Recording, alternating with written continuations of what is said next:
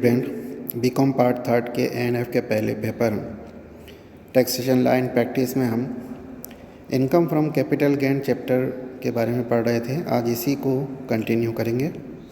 इससे पूर्व के वीडियो में हमने समझा है कैपिटल गेन क्या होता है, किस प्रकार से कैपिटल गेन अराइज होते हैं, ट्रांसफ़र क्या होता है, कैपिटल असेट्स क्या होती है। इसके संबंध में मोटा मोटी हमने देखा कि भाई पूंजी संपत्ति के हस्तांतरण पर होने वाला लाभ पूंजी लाभ होता है, और ये लाभ या ये कहना चाहिए पूंजी लाभ दो प्रकार के होते हैं, एक अल्पकालीन और एक दीर्घकालीन। संपत्ति करदाता के पास कितने समय रही उसके आधार पर ये डिपेंड करता है कि वो शॉर्ट टर्म है या लॉन्ग टर्म है।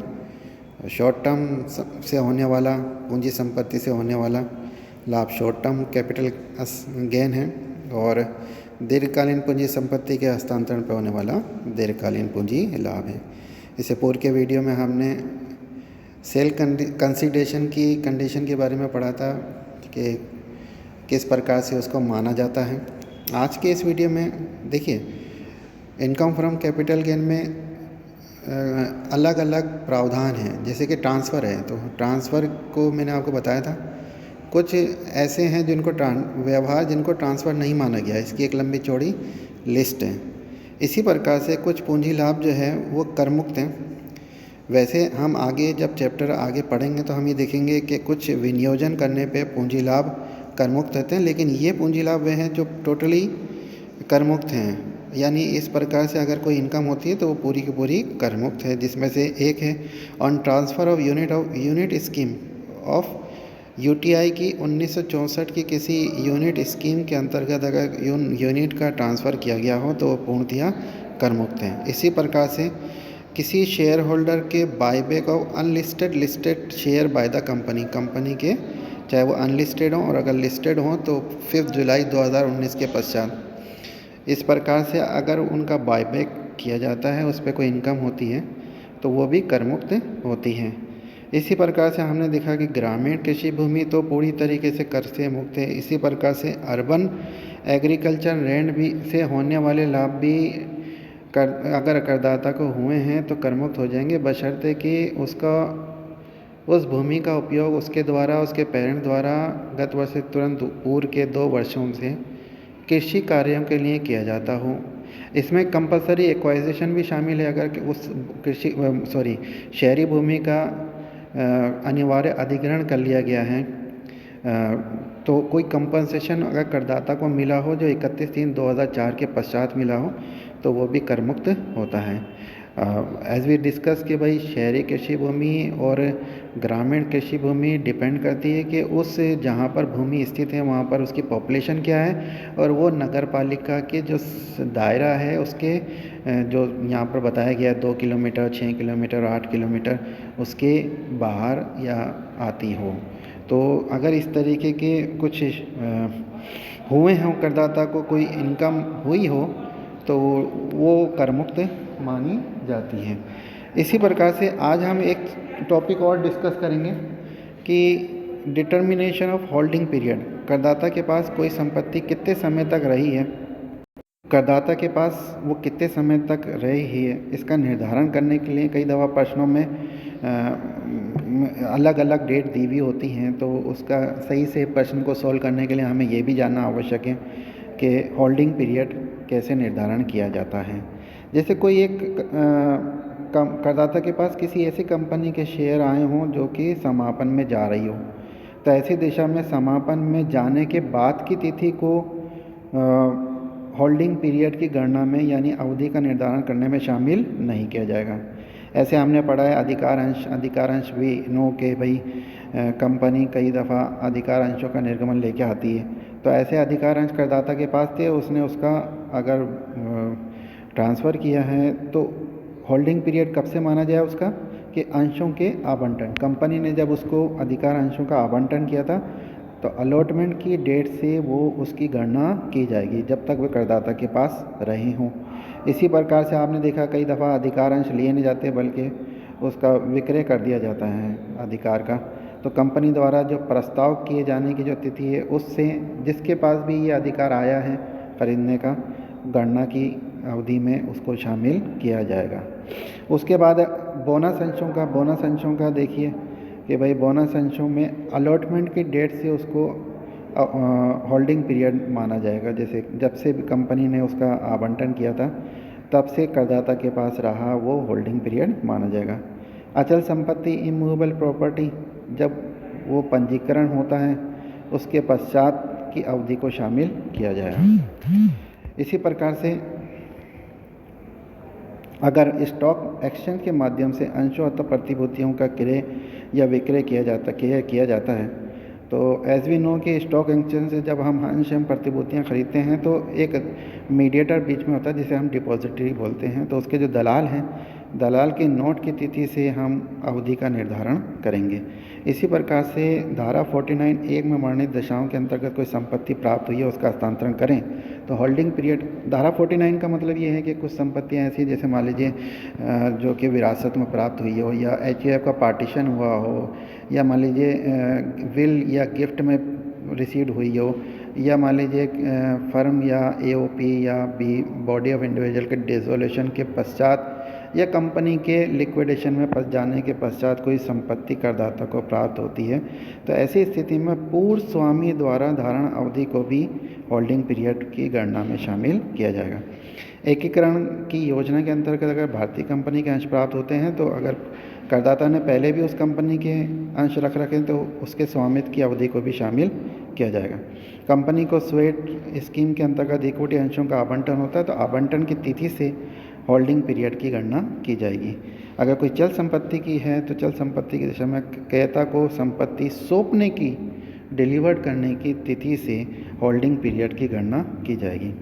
अब हम यहाँ पर कुछ स्पेसिफिक केसेस हैं जिनमें पूंजी लाभों की गणना किस प्रकार से की जाती है इसको समझते हैं। उसमें पहला केस है computation of capital gain on destruction of insured capital asset. अगर कोई पूंजी संपत्ति जिसका कि बीमा करा रखा था यदि वे नष्ट हो जाती है तो नष्ट होने के फलस्वरूप उसे बीमा कंपनी से यदि कोई राशि मिलती है तो उस पर होने वाला लाभ भी पूंजी लाभ होता है। लेकिन यहाँ पर ध्यान ये रखना है कि अच्छा सबसे पहले चीज़ है डैमेज किसकी वजह से होता है। डैमेज या तो किसी फ्लड है, तूफ़ान है, हरिकेन है, साइक्लोन है, अर्थक्वेक है, इस तरीके कोई नेचुरल क्लैमिटीज़ होती हैं उनसे हुआ हो, कोई दंगे फसाद हुए हों, कोई आग से एक्सप्लोजन हुआ हो या किसी शत्रु देश की वजह से उसकी संपत्ति नष्ट हो गई हो, उन सबको इसमें शामिल किया।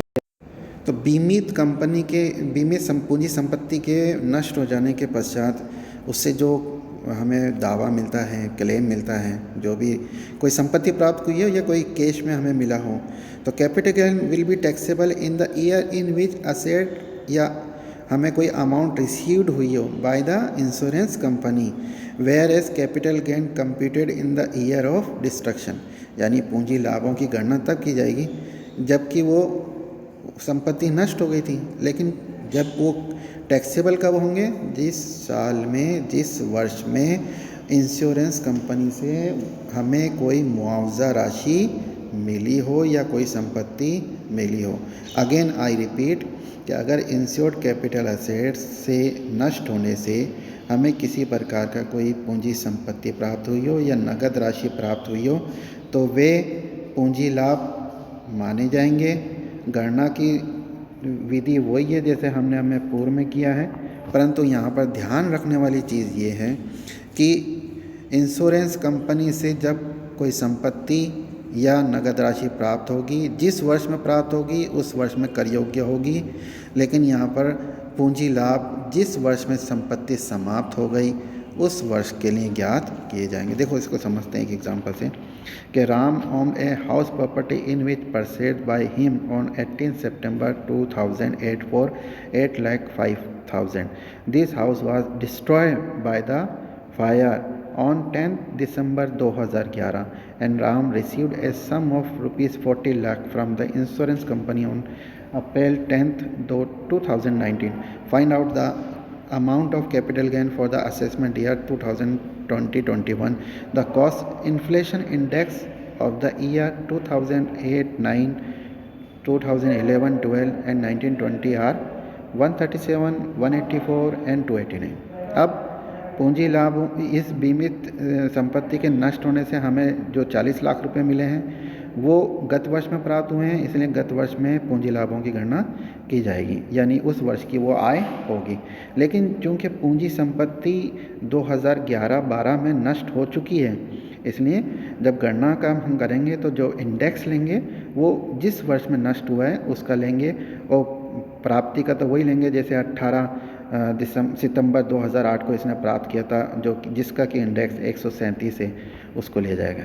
कंप्यूटेशन में देखते हैं हम, computation of capital gain for the assessment year 2020-21। Sale consideration 40 lakh रुपए का है, less index cost of acquisition 8,05,000 into जिस वर्ष में पूंजी संपत्ति नष्ट हुई उसका इंडेक्स लेंगे 184 ऑब्लिक जिस वर्ष में पूंजी संपत्ति प्राप्त की गई थी उसका 2008-9 का है 137। इस तरीके से चूंकि ये लॉन्ग टर्म कैपिटल असेट्स हो गई है, इसलिए इसे को इंडेक्सेशन किया गया है। इसका जो इंडेक्स कॉस्ट ऑफ इक्वाइजेशन आएगा वो 10,81,168 रुपये आएगा। सेल कंसिडरेशन में से इसको घटा देंगे तो लॉन्ग टर्म कैपिटल गेन हमें राशि प्राप्त हो जाएगी 29,18,832। तो यहाँ पर मेन इंपॉर्टेंट चीज़ ध्यान में रखने वाली बात ये है कि हमने जो इंडेक्स लिया है वो इंडेक्सेशन के लिए जो इंडेक्स लिया है ट्रांसफ़र का, वो उस वर्ष का है जिसमें वो पूंजी संपत्ति नष्ट हुई थी। इस चीज़ को आपको ध्यान में रखना है।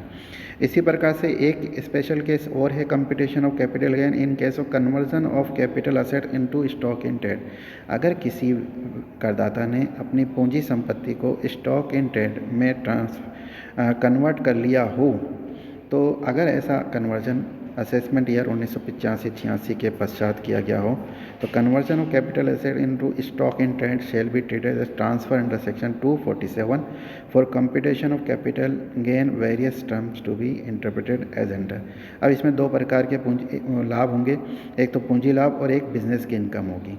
तो ये कहते हैं capital gain will be taxable in the year in which such stock जो संपत्ति थी उसको बेचा गया, यानी हमने कन्वर्ट तो किया था, लेकिन कैपिटल गेन कब टैक्सेबल होंगे, जब उस संपत्ति को, जो कि आप संपत्ति नहीं बल्कि स्टॉक इन ट्रेड हुआ, तो उस स्टॉक इन ट्रेड को जिस वर्ष में बेचा जाएगा उस वर्ष में पूंजी लाभ टैक्सेबल होंगे।